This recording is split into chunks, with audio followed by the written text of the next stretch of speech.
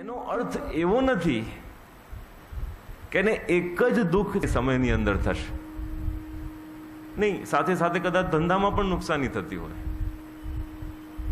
અને ધંધામાં નુકસાની જઈ રહી છે, બિચારો હોસ્પિટલમાં પડ્યો છે, એ જરૂર નથી કે પરિવાર આખો પણ સ્વસ્થ રહેશે કે એની આજુબાજુ જ રહેશે. ના, કોઈ એ સમયે કે જે વ્યક્તિઓ એની સેવા કરી શકતી હોય એ પણ ક્યાંય બીજે અટકી જાય. અને આપ જોશો જીવનની અંદર બધી તકલીફો હળી મળીને સાથે જ આવે છે, ક્યારેય વારા ફરતી વારા આવતી નથી, ક્યારેય એવી નિશ્ચિંતતા નથી કે આ તમે ભોગવી લીધું ને હવે વરસ નિશ્ચિંત રહો, આનંદ કરો, વરસ પછી જ કંઈ થશે, એવું કોઈ કહી શકે છે? નથી કહી શકતું. બહુ સુંદર અહીંયા વ્રજવાસીઓ શ્રી ઠાકુરજીને ધેનુકાસુરનું કહે છે, સો અતિવીર્યો અસુરો હે રામ હે કૃષ્ણ ખર રૂપ ધૃક. કે આ જે અસુર છે ને એ તો બહુ શુરવીર છે, જરાય ભય નથી એની અંદર, અને ખર રૂપ ધૃક ગધેડા જેવો લાગે છે. પછી પાછા કહે છે આત્મતુલ્ય બલેર જ્ઞાતિભિ, પાછો એકલો નથી. જો આપની તકલીફ પોતાના જેવા એટલા જ શક્તિશાળી પાછા એના મિત્રો પણ છે, એની જાતિ છે સાથે. એટલે તકલીફો છે ને આવે ને તો સાથે હળી મળીને આવે જીવન. આપની વસ્તુઓ ક્યારેય એક સાથે કામ કરે કે ન કરે, આપના પરિવારમાં સંપ હોય કે ન હોય, પણ આપના સામેની તકલીફો સંપીને જ આવે છે. કે પહેલા તું બીમારી તું જા, દરિદ્રતા આ બાજુથી આવશે, બીજી કોઈ તકલીફ આ બાજુથી આવશે. એટલે જીવનની અંદર જો ઈષ્ટબલ એ મજબૂત નથી, શ્રદ્ધા દ્રઢ નથી, તો જીવનમાં ક્યારેય આનંદથી જીવી શકાતું નથી. પણ તકલીફ શું થાય છે કે અધ્યાસોના કારણે આપણા મૂલ્યો ગૂંચવાયેલા છે. આપણે ધર્મને બંધન રૂપ માનીએ છીએ અને સંસારને મુક્તિ રૂપ માનીએ છીએ. ધર્મના નિયમો આપણને લાગે છે કે આ ખોટે ખોટા બધા વિધિ વિધાન છે, આ કરવું તે કરવું, અને સંસાર જે સતત દુઃખરૂપ બનીને બેઠું છે એમાં જ આપણે મુક્તિ શોધીએ છીએ. આ અધ્યાસ છે. એટલે જ અહીંયા કહી રહ્યા છે આ ગ્વાલ બાલો, પ્રયચ્છતાની ન કૃષ્ણ ગંધ લોભિત ચેતસામ. ભગવાનને જઈને અનુરોધ કરે છે કે આ તાલવનની અંદર એટલો સુંદર ત્યાં વાડી છે, અને એવી રળિયામની વાડીમાં ગંધ લોભિત ચેતસામ, બહુ આઘા પણ તમે ઉભા રહો ને ત્યાં સુધી એ ફલોની સુગંધ આવે છે. જો સંસારનું આકર્ષણ આવું છે, વ્યક્તિ દૂર હોય ત્યાંથી એને ખેંચે છે. ભગવાન બાજુમાં ઉભા છે, ત્યાં ઠાડા છે, એમની સાથે એમના ખોળામાં પડી રહ્યા છે આ વ્રજવાસીઓના ભગવાન, અને ત્યાં બેઠા પણ એમને આકર્ષણ એ તાલવનના વૃક્ષોનું થઈ રહ્યું છે, એના ત્યાં ફલોનું થઈ રહ્યું છે. એ સંસારિક ફલ છે, અને ભગવાનનો ઉપયોગ એ ફલ પ્રાપ્તિ માટે કરવા માંગી રહ્યા છે. હે રામ હે કૃષ્ણ, બંને બલરામ અને કૃષ્ણને વિનંતી કરે છે, તે અમને લાવી આપો.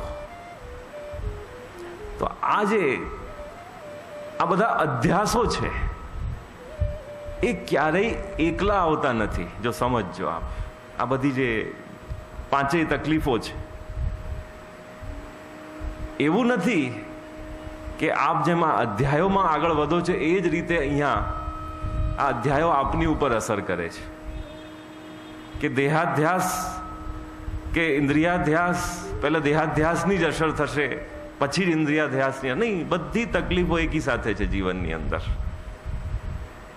આપના શરીરની તકલીફો, આપની વાસનાની તકલીફો, આપનો ભય અને ક્લેશનો જે કેન્દ્ર છે આપની બુદ્ધિથી તકલીફો, એ બધી એક સાથે આપને હેરાન કરી રહી છે.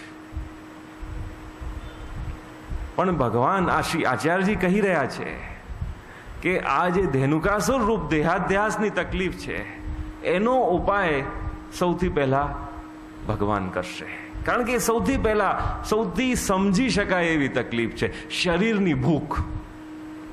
આહાર, નિદ્રા, ભય, મૈથુનમ, આ બધી ભૂખ સૌથી પહેલા પ્રારંભિક રીતે સમજી શકાય છે, એટલે એનો ઉપાય પહેલા કરવો, એવું શ્રી મહાપ્રભુજી કહી રહ્યા છે. તકલીફો બધી ઘેરી વળી છે એકી સાથે જ મનુષ્યને. આજે ચેસના મોહરાઓ બધી બાજુથી ઘેરીને નથી તમને વારી આપતા. ચેસમાં તો કોઈ નિયમ છે ને, અહીંયા કોઈ નિયમ નથી જીવનના ખેલમાં. અને મનુષ્યને દરેક રીતે ઘેરે છે એકી સાથે, જુદી જુદી રીતે તકલીફ આપી રહ્યા છે. એવાની અંદર પોતાના સ્વરૂપ જાણવા માટે વ્યક્તિ, એના માટે દાખલો આપવામાં આવ્યો છે અરીસાનો. એક અરીસો આપે ઉપાડી લીધો, અને અરીસાનું કાર્ય છે કે જે આપ છો એ આપને દેખાડે. એના પ્રતિબિંબમાં આપને ખ્યાલ આવે કે આપ કેવા દેખાઓ છો, આપનું સ્વરૂપ શું છે. ભલે કોઈ જે વ્યક્તિ જુદા જુદા વર્ણન આપને કરે છે. કોઈ કહી રહ્યા છે કે આપ સારા છો ને કોઈ કહી રહ્યા છે કે આપ સારા નથી. આપની જ સંતાન સવારે કદાચ આપના વખાણ કરે અને રાત સુધીમાં આપ એની ઈચ્છા પૂરી ન કરો તો આપની નિંદા પણ કરે. એ બધાથી સ્વતંત્ર થઈને આપ ઈચ્છો કે કોઈ એક એવી વસ્તુને જોઉં કે જે મૂળમાં હું કેવો છું એ મને દેખાડે, ત્યારે આપ એક અરીસો ઉપાડી લો છો. એ આપના આખા જીવનનો અરીસો છે. એવી ગંદી અંધારી કોઠરીમાં પડેલો એક જૂનો ધૂળથી ભરેલો અરીસો, દર્પણ.